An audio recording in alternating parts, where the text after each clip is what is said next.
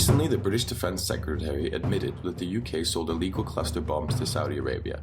These were then used in bombing targets in Yemen. Today on Real Matters, let's look at the historical relationship between the West and the Saudi Kingdom in part 1 of this 2-part episode. The main Western protagonist in the foundations of Saudi relations with the West is Britain, whose involvement in the Arabian Peninsula stretches back to its contentious relationship with the Ottoman Empire, and whose influence forms part of the very bedrock of today's Kingdom of Saudi Arabia. Beginning as early as in the 1500s, Arabia was under the control of the Ottoman Empire, and it was British interests that led to the relationship between Britain and the tribal family of Al Saud, the ruling family of Saudi Arabia to this day.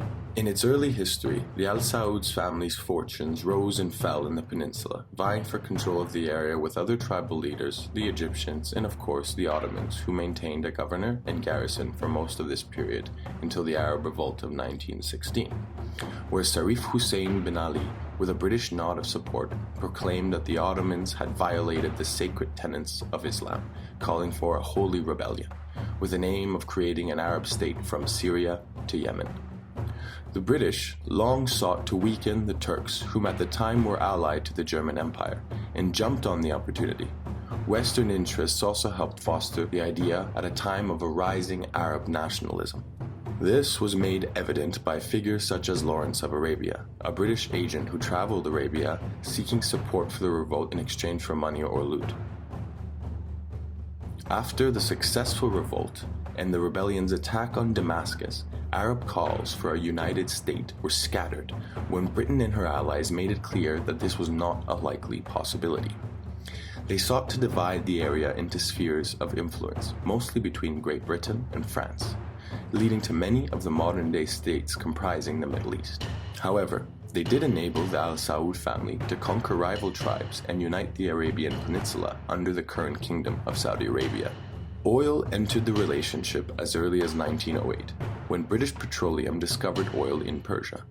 The importance that oil played in the First World War showed that it would be a resource that would make or break nations of the future. However, instead of Britain vying for the oil themselves, they offered it to the Americans, having ample reserves in both Persia and Iraq.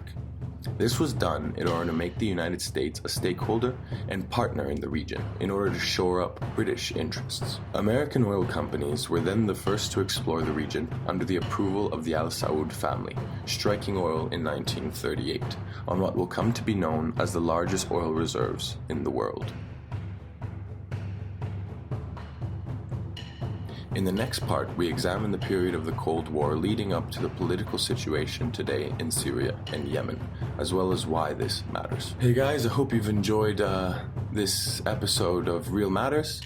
If you want us to keep making episodes, please click the subscribe button below, and we'll also keep you informed on when we release our next episodes. Thanks a lot. Peace.